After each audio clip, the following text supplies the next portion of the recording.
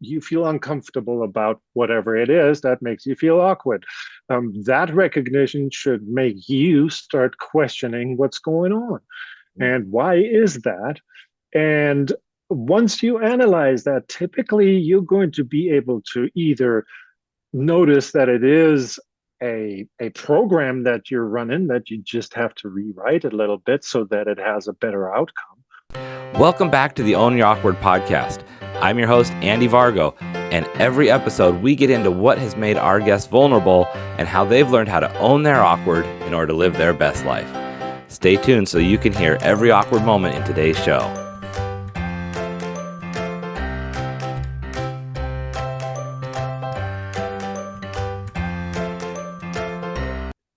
Hey friends, welcome back to another episode of the Own Your Awkward podcast. We are about to get so awkward. I am pleasured today to have Markus Wettstein with us today. He is a doctor, an author, a fellow author in a book that we just were part of.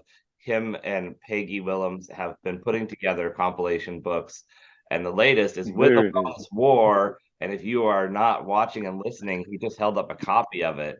It's all about using the wellness wheel to live your best life, be healthy, following all things healthy, spiritual, mental, and bring it all together. So, Markus, It is a pleasure to have you here today. Thanks for joining us. Well, thank you for having me on your show. I really appreciate the opportunity to spread the word of the wellness wheel too. Yes, but we're going to talk a little bit more about awkward, I believe, right? We are. We're gonna find out what makes you so awkward and how it has actually helped you just live an amazing life and be the great person you are. Yeah. Yeah. Now, how's things going? What's new? What's exciting in your life you want to share right now? Well, the most important part, I think, is that I became an author. I mean, that's something that I have never fancied I was going to do. And through all this, the development of the wellness wheel and all these type of things, I have significantly improved myself. And I think that's the main part that I enjoyed about the ride here recently. Getting to meet people like you who are fantastic people that are really helping forward. Our mission, I think, is to get people to de-stress and enjoy life, be happy. I mean, wouldn't that be nice? And so it's really great that this community started developing, and I feel less alone because in the original part of my life there, the first 20 years in Germany, then coming over here, I spent a lot of time by myself, and I thought that that's just the way it is. And my thoughts with regards to observing the world and looking at what's going on and saying, geez, that's not really exactly how I figured it would be, that shouldn't. Right. But that's the way it is. And I was just taking that into myself. And now I see that there's a lot of other people that are asking the same questions. Why are we doing this stupid stuff out there? Politics these days is just like wild. I mean, come on, and we're paying these people? I'm sorry, but that's pretty darn awkward to have to shell out some money for some people to do some BS stuff in the political arena. Yeah, it's very true.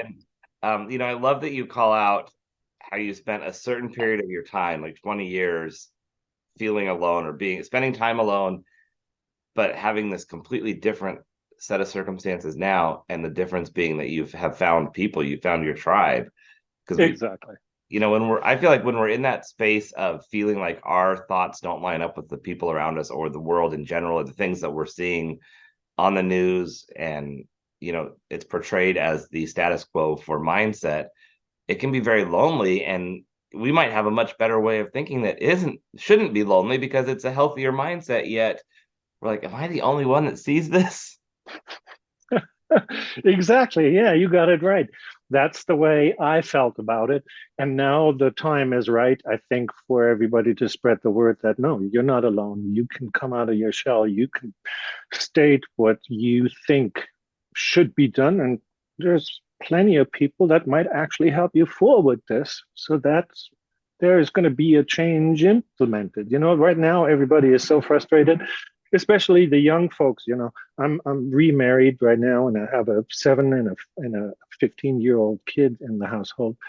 the 15-year-old and the 21 is out of the house, but they're all depressed. They're all not seeing a future. They're all don't have a drive. They Yeah. just going through the motions, and it's so hard to see because we all go through these phases from time to time, and we know how agonizing that feels on the inside. It's Mhm. really, oh man, you can't move your life forward. You just feel stuck, and it's very depressing.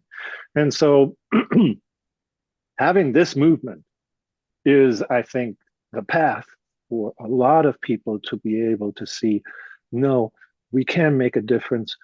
Uh, there are other people that are like me, and together we can create a groundswell here. And I think that's what's happening right now.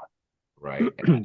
I think well, two things. When we don't see the light in the world, that's scary. And I'm going to come back to that in a second, because I have a question for you about the youngsters these days. But one thing that is really inspiring to me is how, we all submit these stories to this book.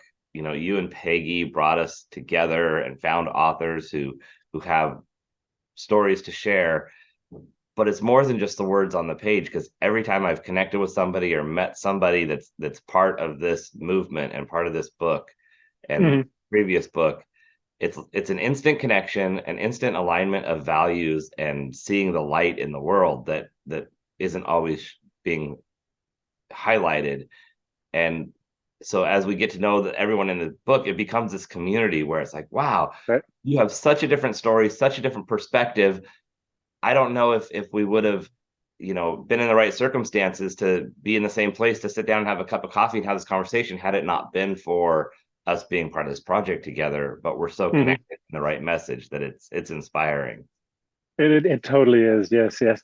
And the opportunity arose with Peggy, who's really the driving force behind most of this, um, developing, approaching me and saying, "Hey, what do you think about this project?" And that was basically the time when things sparked, And I said, "Well, hey, maybe there is a way out of loneliness, this awkward feeling inside that you're on your own is not a good feeling." It always reminds me of that the little story when you take an ember out of a fire, it goes out, and when you put it back in, it lights back up. Yeah, And love that's that. similar to that when you have other people around you that are on the same vibrational force, so to say. Mhm. Then you have this togetherness that creates a significantly different environment, at least for me in my life. It has changed a lot. Yeah, definitely. Yeah. Yeah. Now, the other thing I want to touch on is, you mentioned kids being depressed and dealing with the scariness they see in the world. And I hear that. It's a constant thing that I hear. You look at the rate that children are needing to see therapists has gone up since the pandemic the last couple of years, and things like that.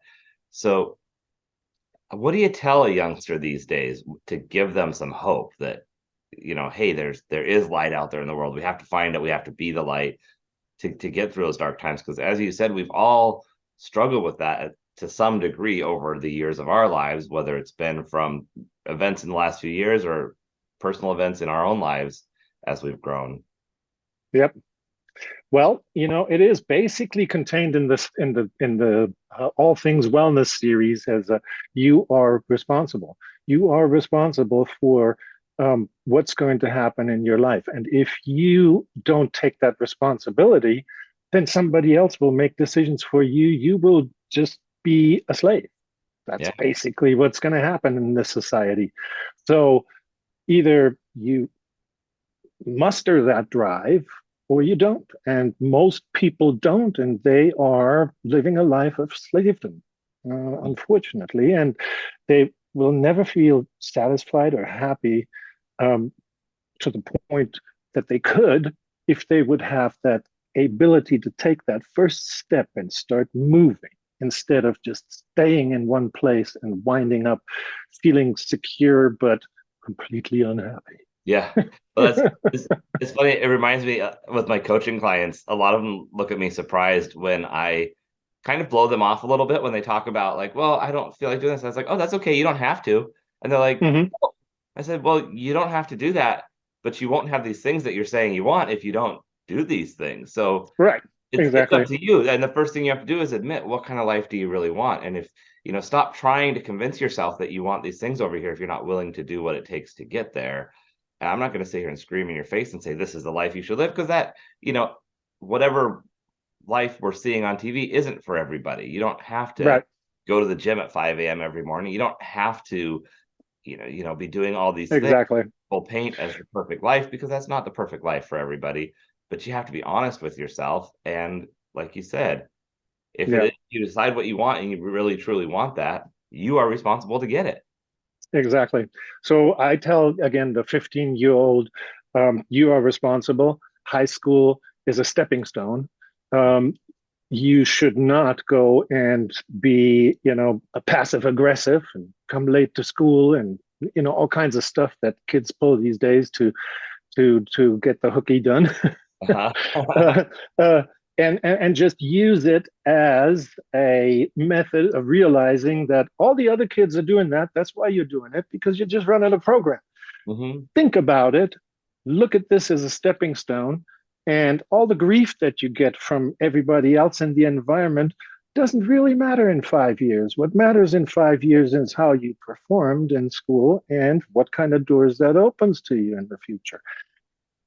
That's the way the system is set up. And that's the pain point. And if you can't muster that pain point and get over it, then you're going to be stuck. Yes, sorry. But, that drive to pull forward and say, well, high school, in 5 years, I'm going to laugh about the fact that my teacher ridiculed me in front of the class and stuff like that. These are the moments where kids just go passive aggressive, right, in school, and they just don't want to do anything anymore, and it's just their rubber stamp response, and Mm-hmm. it's so silly, honestly, Yeah. to do that. Well, and it's what they see around them, and it's the stories they Yeah, hear, and the things they see on the classic movies about how you act in high school. And also it's like, well, that's how my life should be, like a teenager. yeah, And if it's very not, true. then I must be in this category, or this must be what I'm supposed to do. So Right. Yep. That's a rough one, but hey, we all have to go through that, and our decisions determine our life. So, and nobody else can change that. mhm, Um, if you are not ready to make that move, then you're going to be stuck. Like I said, yeah. right. Yeah. And there's a balance to, not blaming yourself for every situation, and understanding that there are situations that are outside of our control that we end up in. Hmm. Also taking the responsibility for the next step, being able to say, okay, someone just rear-ended my car. Where do I go from Right. here? Or whatever just happened, a rainstorm came in and that ruined the day I had planned. So do I sit on the couch and do nothing, or do I jump in the puddles? What Yeah. are Yeah. you gonna do But, today? yeah, let's go to the accident portion again. If somebody rear ends you, then it's all their fault, and you jump out of the car and you be aggressive and you yell at people, for doing that and stuff like that. uh, Maybe a change of your attitude will change the whole situation a little bit, so that you don't wind up having hypertension for the rest of the day, Right. and wind up with problems in the future for your health because you got so anxious and uptight about stuff. Um, if somebody hits you in the back, there's probably a good reason for it. Let's say, hey, now you're stuck at that place. If you would have kept moving, maybe a semi would have T-boned you. Oh, You right. know. Yeah, maybe something. So the point here is you got to look at this from the perspective of, hey, this happened, maybe for a good reason. Yeah, You know, and yeah, that type of attitude makes it a little bit easier to get through those type of situations. yeah. Yeah, that's the thing, is you look at it and you say, well, something worse could have happened, and at least Exactly. at least I'm standing up, at least I'm walking, at least I'm breathing. I'm a big believer in practicing gratitude, but I think sometimes people try to find the biggest thing they can be grateful for, and I think Hmm. the thing we need to do is find the very smallest thing we can be grateful for. Like, I'm grateful for the fact that I can turn on my tap and clean water comes out that I can drink. I'm grateful for the fact that I can breathe the air without it being so polluted right now where I live, that I can just walk out Mhm. and have fresh air, have a clean shirt to put on. Like, when you really look at what's the smallest, most basic thing I can be grateful for, all of a sudden you feel spoiled. It's like, oh my gosh, I get to eat a warm meal. Right, You know, right, I get to right, buy a meal at exactly. a restaurant that someone else cooks. Like these are really great things that are amazing that we overlook because we're like, well, I want to be grateful, but I don't have the boat or I don't have this, and it kind of Yeah, does the yeah. opposite effect if you're looking for the big stuff. Needs and wants are one of those things, right? Yeah. Right. The thing is that these days, the need for stuff is relatively small in comparison to the wants that we have. And the Yeah. wants are sometimes even pushed into us, you know? I Mhm. mean, targeted advertisement these days knows exactly what you like. They present you with things that you didn't even know that existed. Now you can't do without them. You Yeah. know? Funny how that works, right? Also, it's like I have to have this thing. And instead of saying I want it or I'd like to have it, it's I need this. How am I gonna get from point A to point B without that thing that I just heard about yesterday? Yeah, and that's the difference. You know, we sell it to ourselves as a need, but it really isn't. You know, it's just excess. It's excess that actually enslaves us. I was writing a little article or note about that with regards to people. They get these uh, synthesized needs that weren't there before, that are pushed into us from other sources. Then you don't have the money. You get your credit card out. Now you have to work to pay back that credit. So your work ain't fun anymore. You Yeah. do this for a different purpose than fun. Mhm. And if you spend 8 hours a day at work doing stuff that's not fun for you, it's another one of those things that pulls you down over the time. Right. You know, Yeah. it just does. And so it's kind of sad how this whole system is basically geared to enslave you. Yeah. Mm-hmm. I heard an article, and this was about 20 years ago, and it was talking Mm-hmm. about, at the time, it was saying, how much money does a person need to be making to be considered, doing well in life, not necessarily wealthy or rich, but just doing well. And they said that in the 1970s or 60s or 70s, if you were making $1,000 for every year of your age, so if you were 40 years old and you were making $40,000 a year, you were doing pretty well in 1970. In the 70s, yeah, I can see that. But one of the things, and this article was probably in the 90s when I read this, was a while back. So the numbers definitely don't necessarily work now, necessarily.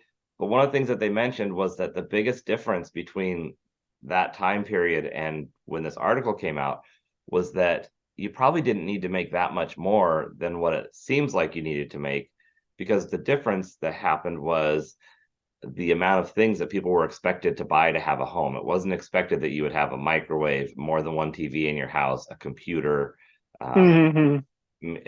two cars per household, things like that. That the basic what was Cat and the basic dog. to set up a house was Uh-huh. much less, and so all we added was all these extra things that made us need more money to have all the things for the life that's expected to be a quote unquote normal life. Right, right. And every once in a Yep. while, I think about that when I'm like, okay, what am I doing that's making me poorer by thinking I need more stuff? Like having the It's opposite effect. Yeah, exactly. Unfortunately, and again, it doesn't buy you happiness. So, there is the minimum required amount, and they've done studies uh, trying to see who's happier. If you the income level, and there was an income level after which there was no further improvement in your happiness. Yeah. So that's basically the general gist of the idea that if you really go for what's important, which is a positive feeling on the inside and a good life, because we only got one shot at this, okay? Darn it. as long as you go for that, then you will exit this realm much much more prepared for what's coming next. Sure. Because at this point in time, I believe this is just a training ground for us to see, can we handle the responsibility of the next level of existence. That's me and my personal opinion about all that. But you know, so we're in junior high right now, or high school, the graduation. Yeah. Oh man. But I think that's a healthy way to look at it, because if you can see, death and the end of life as a graduation, a promotion, moving on to something that's the next thing, it makes it a lot less scary and a lot And I less tell you, definite. and a lot of people are so anxious about death and dying, and the problem is because they see that as the final end point. If you understand where we're coming from, if there truly is a God, then we will reunite afterwards, and that is a beautiful thing that needs to be celebrated. It's the people that I see in my professional job that wind up regretting stuff at the end of life, that are having a terrible time exiting. And that is, sad to see. So one of the missions here is to try and make people understand that death is not the end all. If you're thinking that way, you're just pulling yourself down onto a lower level of energetic existence.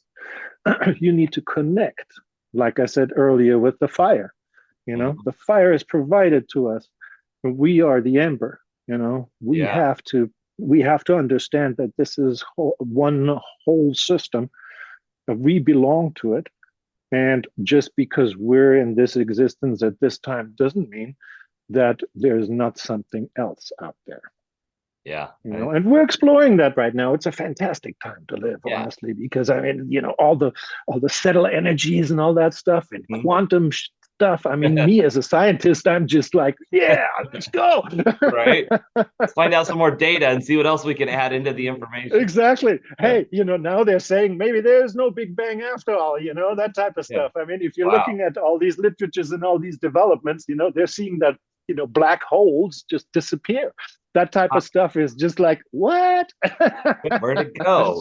Yeah, exactly. Oh, wow. So there's a heck of a lot more out there than we think we have an understanding of. And having the humbleness to appreciate the fact that this is all provided to us. Be grateful, be happy. You're going to enjoy your life. You're going exactly the route that was sort of like outlined for you. If you veer off, you're not going to have that much of a fun time. You're still going to live your life, but hey, why not try and tap into this path that is a little bit more ideal and a whole lot more fun? Right. I think that's neat. You're talking about the developments in what we're learning, because you could take any subject over, centuries and go, 50 years ago, even 10 years ago, we thought we knew everything about this, but look at all the things we learned. And 10 years before that, we thought we knew everything about this. And they have continued to evolve, especially with science. And you look at things as like DNA, how much that's developed over the last few decades, where they didn't even use it in courts or as definite for things. That's right. But one big example that I outlined in the first book there was the genetic determinism that we grew up with. When I was in high school, everything was about the genetics. You were given that, and you're running a program because that's your program, and you can't veer off of that. That's it, and that type of stuff. Well, it was pretty depressing at the time. Right. And now we know it's completely wrong. Everything is much more fluent and flexible, and epigenetics have a huge impact and so on. And all of this just topples all the science that we thought we had all control over, and we knew everything, And then Mother Nature just, you heard the joke, there's a little get together, all the and Mother Nature is out there partying with all the other guys, and somebody says something about and then they think that they can influence the economy. No, let's say the nature. Yes, we have control of nature, and so Mother Nature goes, just hold my beer for a minute. Right. and, and we can see that, and nature lashes out at us. We're starting to get purged off this planet right now because we're just messing it up. Yeah.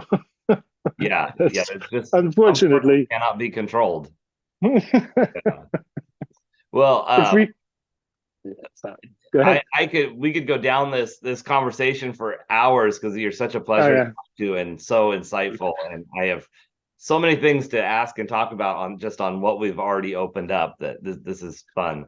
However, we got to get awkward, and the world is going to want to know about your awkward and what makes you so awkward and how you've owned it. Well, the most awkward right now is this, right? Probably a few of your viewers have noticed that. It's pretty awkward to run around with a missing tooth in your face, but I'm using that um, in the beginning. Well, let's circle back and say over in Germany, everything is prim and proper, right? I mean, if you have a ding in your car, you better fix it. Otherwise, all your neighbors are going to be up in arms about that. Oh, wow. Yeah, yeah, yeah. So having a missing tooth is just not an option. And so, I have a brother and a sister still over there, and we talk about these things, and I'm just not there anymore. I don't want to do the prim and proper. I do me, and when I do me and I feel happy, whatever you think. If you don't like the way I look, then just don't look at me. It's okay. Right. I've been through that for decades, so nobody looking at me. So there's no problem. Yeah. That's the point there. Um, Other awkward always comes up because of the change from Germany to the United States when I was 20 years old. That created a lot of awkward moments coming to America. Little things like, your styrofoam cup with crushed ice in it, and you take the last sip, and the avalanche gets you all the way into your lap. If you don't get up quickly, you're going to wind up with a soaker butt and all that kind of stuff, right? Right. So those are the little awkward moments when you do a complete culture change, because you don't know any of these things, and crushed ice in drinks just doesn't happen over there. So that's there's a lot of stories, Yeah. and the little ice story is a small one, but you know the fact that people point out that I still have an accent after 30 years, Right. those type of things, they're kind of awkward a little bit. I thought I was just part of, you know, America now, but no, Right. there's always giveaways, not really.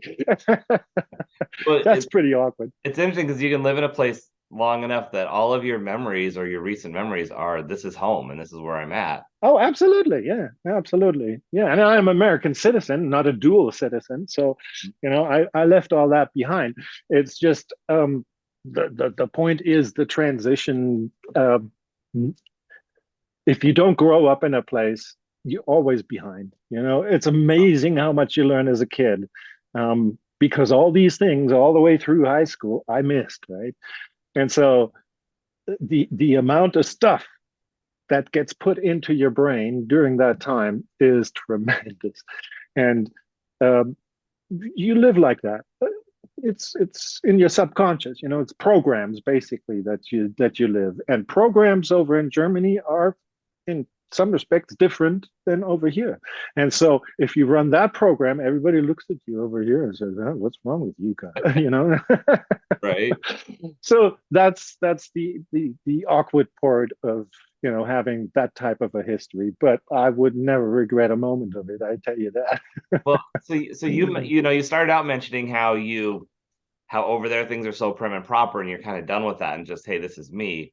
Was that part of your desire to come to America? Was there feeling out of place in that culture, or was there? um, to a degree back then, the biggest drive was family topics that Mhm. were just I had to leave. Okay, that's fair. It's Yeah. basically what it was more than anything. Yeah. Yeah, because especially I look back on myself at 20 and I know that that's a hard age to be that in tune with, just I'm me. And I know there are youngsters who are like that, but that Hmm. Hmm. develop that Oh security. yeah. back then I was the prim and proper guy. Oh yeah, absolutely. Oh, this lasted into my career as well. I mean, I was the head of the Department of Endocrinology and all that good stuff, with suit and tie, going to work all the time. So yeah, no, this lasted a long time. This was imprinted and a hard program. There's soft programs that you can deal with quickly, and there's hard programs that are very difficult to work on. But the way to realize that you have to work on it is if you actually stop and notice and pay attention and realize that ain't making me happy. Right. Having to go with suit and tie to work, that's not me. I'm sorry, but I Yeah. didn't know that back then. Hmm. It just developed over the years. And You just go along. yeah, the thing with those hard programming situations is they're in there and they are so hardwired that you're oblivious to how it's affecting you, and that there could be another way. We don't think about it as a software we could upgrade or download. It's just, nope, this is the way I'm built. And then one Yeah, day, yeah. wait, does it have to be that way? Yeah, exactly. The rewiring, the mirror neurons, all these type of things that we have found that give us a good basis of saying, no, you're not stuck. That's your own decision to be stuck. Hmm. You're not destined to have breast cancer because everybody else in the family had it. It's one of those things that you have an influence over. Right. You do, you Yeah. know. I've had a similar conversation with a few of my friends now that we're, in that age where we're getting to that middle age where you start to run into things, and all of a sudden it's like, oh, my parents ran into this issue at this age, and my parent had a heart attack or a stroke at this age, or started having high blood pressure, and everyone's Mhm. starting to kind of, go, okay, now I've got to be super diligent about these things. But there's an awareness level, and there's also, but what do we have control over so that we don't become that person? Well, to put it again, like we said before, this is not just genetic determinism anymore. There Mhm. is epigenetics. That's the point here. Yes, you might have that gene, but do you need to express that? Do you need to bring that out? Yeah, Yeah. if you're all upset about it and your mind is thinking 24/7, oh, I'm going to have breast cancer, guess what? Yeah. Yeah. It You is know, amazing. The mind is a very powerful thing. Yeah. tremendous, tremendous. Yeah. I Yeah, didn't used to do this or be aware of the power of how I thought. And I considered myself a positive person, but I also feel like I have this negative, like yin and yang, where I can default sometimes to the negative. And there's days now where sure. I'm able to say, you know what, I'm just not thinking right, and I need to focus instead of trying to solve the problem. It's like, no, I need to get my mental space into the right vibration or the right mindset. Turning inward, yes, Yeah, yes. just say, okay, I just need to spend some time getting in a positive mindset, and then go deal with the issues of the day. And they're running so much smoother. Unbelievable. It is crazy. I mean, I've seen that so many times. It's never fun to be on call as a physician, right? Because you never know when that call comes in. Wow. And over the years, I've done an experiment on myself, trying to figure out if I'm in this mindset, and it's negative, I get a heck of a lot more phone calls than if I'm in a positive mindset. Interesting. Is that, yeah, and that is something that is my personal observation, and obviously not something that is generally applicable. But another point for me to be convinced to work on positivity and Right. wind up having a better life as a result of that. It Yeah. was very easy once I detected that, but you Mhm. have to spend the time to look at. Yeah, and it's also something that seemingly is outside of your control, how many calls you're getting. And anyone could say, I have no control over how many calls I'm getting, and look at how many are coming in. Yet, if you're just looking at it from a positive light, that can change the whole situation. And that's one of these things that everybody would tell you, oh, that's impossible. You're full of it. Mm. Um, but that is the realm we are entering now. This is the new deal. We are going into a mind space that is completely unexplored, that is going to liberate us. And Hmm. there's a lot of people that don't want that. They want slaves out there. Okay. Yeah. So there's going to be some problems getting all people to get to move towards personal freedom, is what I call it. Happiness, Yeah. personal freedom. Um, and so there's powers to be that don't want that, obviously. So you have to be prepared for that as well. Other people that see you improving your quality of life and giving you a hard time about it, those type of things. Um, it just tells you that, yeah, sometimes you have to change your friends, your circle of, and things all of a sudden loosen up, you know. Yeah. Constructive criticism is only appreciated when it's invited. Too many people, solicit an opinion without being invited to do so, and that's automatically unnecessary, Yeah. because that person that you're attacking that way is probably knowing that already and will have a response according to how serious that problem is that they have on the inside that they know they have already. And then they blow up, right, at other people. Yeah. Because they know this is in here and this guy just pointed it out, and there comes Right. this one, right? Yeah. And then it becomes, well, what about all the things that are wrong with you? Exactly. Yeah, That's just pulling everybody down. exactly. So yes, with the interactions, and like you mentioned before, with the groups, this group here is just fantastic because everybody is helpful and positive and lifting each other up. That's what we need more. That's what we Now, need more. when you did this experiment where you're looking at your mindset when you're on call, negative versus positive, have you found a way to shift your mindset to the positive? Like, are there Well, tips or tricks you can give people, say, hey, get out of the funk, get over to this space?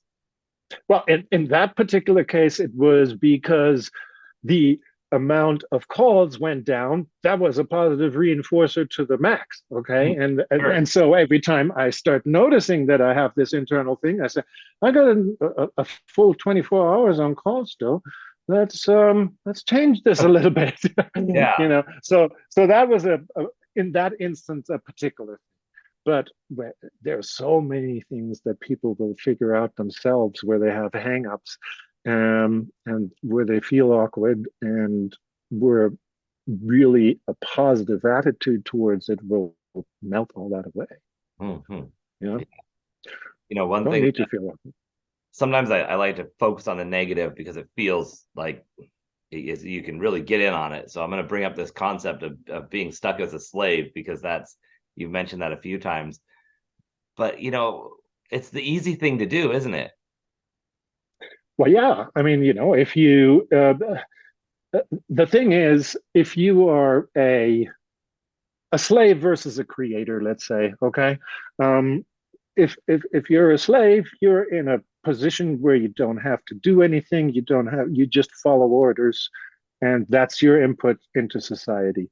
And as long as you do that, everybody is happy except for you. Um, if you push yourself to creation, then you're the one who is developing their own self, able to reflect that towards the outside, hopefully getting other people to notice that positive vibration and getting a whole new attitude on life. Mm.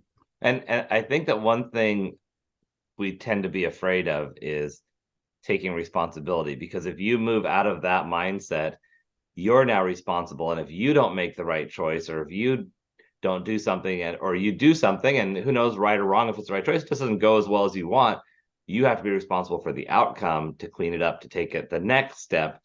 And I feel like too often, and I've done this in the past, where it's like you try something, it doesn't go the way you want, and you're like, see, that's proof that I shouldn't step out of my comfort zone, and you go back to where you were, rather than saying, well, that didn't go the way I wanted, let's try the next thing, let's re-strategize, Mm-hmm. keep going. Mm-hmm. But that's scary, Okay. because now you're the one responsible, now you're the one people are looking at. But isn't that what Right. life? But yeah, the point there is that if you are the responsible party, and then you got to the point where you understand these principles.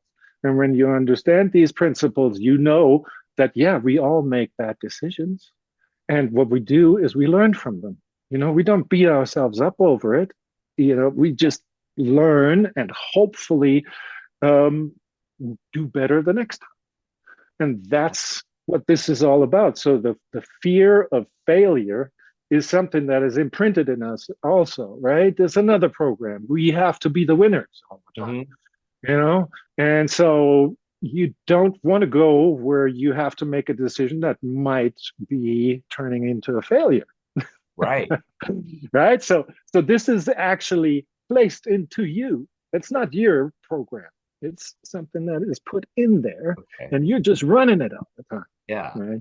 Well, Yeah. So you got to get away from that. yeah, and what's interesting, I polled my audience a couple years back because I was sitting here, juggling with some thoughts in my head, and I just asked everybody, "Are you more afraid of success or failure?" And the reactions were mixed and actually leaned a little bit more towards people being success. It was like 52 to 48% people were more afraid of success. But the reason they were afraid of success was because the more successful they are, the more they're setting themselves up for a bigger failure. So even though they're saying they're afraid of success, it's really the failure that they're still afraid of. It's a nasty program, isn't it? I mean, Yeah. it's very powerful in there. It is very powerful. Yes, Yeah. yes. So But it's trying to keep you where you are instead of moving forward and being the decision maker. Yes. so Unfortunate. how have people react since you said, you know what, I'm gonna own my awkward, I'm gonna be myself, I'm not gonna care about the missing tooth in my face, I'm not gonna care about being as prim and proper. How has that changed your interactions with people and your community?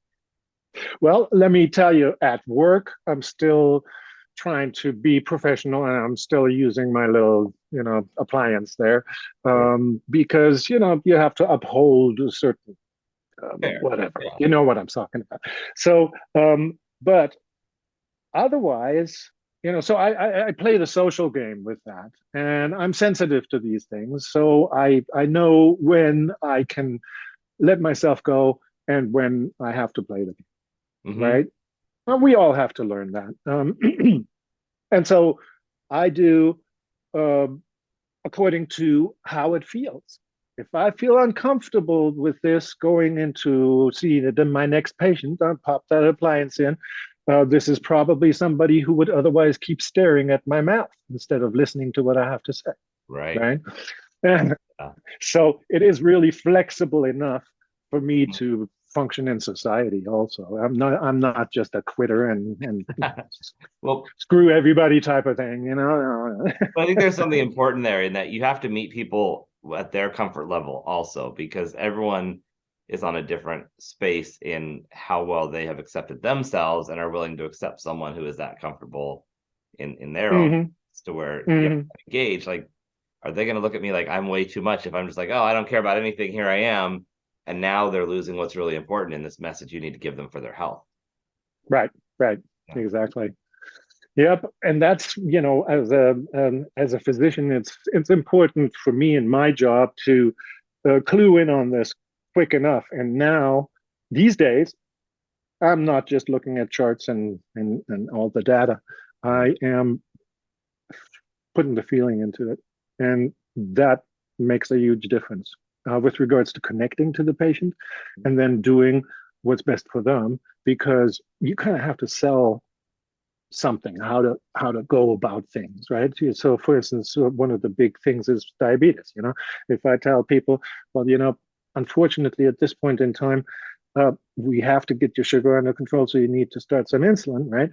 That's a recommendation that they can follow or not, but I'm trying to make a big point that would be at this point in time a necessity, and then outline how we can go and make them better and hopefully get them off insulin again. Right? Yeah. So it is one of those things where I just can't make the loop anymore. Sorry.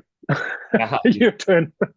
Okay, well, the one thing that I wanted to also find out is you mentioned early on how you had this time period where you didn't have a community and now you do. How does Mhm. someone develop that community? It's, because it's not an overnight thing necessarily where you can say, "Hey, I'm here, people. This is me who are my people, and people show up, or is there a way to do that? Because there are people out there who don't feel like they have the community right now. Right, right, right. I think, the my path was the development of, things like Zoom and all the internet gives you information. The first thing you have to do is, what are your interests? What are you having fun with? Um, you know, Poke around. I mean, the world is your oyster. Okay, go for it. Find out what really sparks you. And once you found that, you try and look for a community that works in that field. And that's very easy these days. I Right. would almost guarantee that everybody should be finding a community out there for their particular interests and forward their happiness that way. Mm-hmm. Yeah, and that's a Yeah. good point, because uh, there's always this back and forth between online community versus in-person community, and what's better, but they can complement each other very well, and the access to the internet can actually help you develop an in-person community. Marcus, this has been so insightful. Before we wrap up, I do want to find out, what's the best way for people to support you, follow you online, give you all the love, and really support what you're doing? Yeah. So my general email is MWETTST. So Markus Wettstein sort of thing, abbreviated, and then at gmail.com. And the other way is through allthingswellness.com. That would be going to Peggy's website, because she has a huge structure there.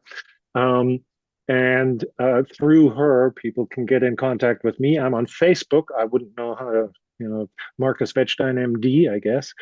Um, and that's basically it. Yeah, I'm still not too savvy with all of this. Yeah, there's a lot of moving parts in the online world, right? And Yeah, it, yeah.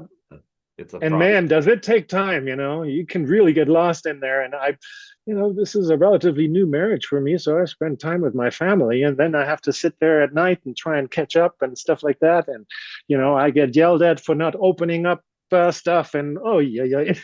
No, I'm the same way, where like online interactions, I can be fully engaged right there in the moment, and then step away because I'm on a hike or I'm doing something or with family or friends, and I'm not going to worry about keeping up on that. But then it's like, oh, now I got this pile of stuff from a day or two to go That's unfold. right. Unbelievable. I appreciate it. So we muddle through. Exactly. Now, before we go, you've given us so much good stuff. So I hate to even ask for more, but what would be a simple advice, something you would leave the audience with on how they could own their awkward in the days coming forward? Well, the first thing is to realize that you feel uncomfortable about whatever it is that makes you feel awkward. That recognition should make you start questioning what's going on and why is that. And once you analyze that, typically you're going to be able to either notice that it is a program that you're running that you just have to rewrite a little bit so that it has a better outcome, or you just replace it completely. Once you know that you have an awkward program inside of you, it will remain there and suck your energy unless you deal with it and make it go away. And how do you make it go away? By realizing that, hey, we are all our own person.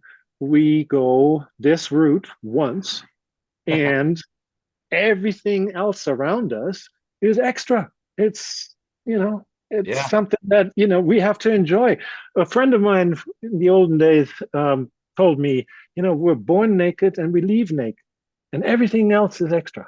So once you have that feel of gratitude, awkwardness is, something, yeah, we have to continuously work on. Otherwise, it will just draw too much away from us energy wise.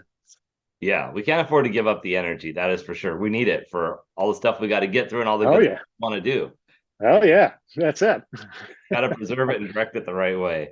Well, Markus Wettstein, this has been awesome. I feel like we could just do this all day long. There's so much good knowledge I want to tap into with your experience, your background, and everything you're doing.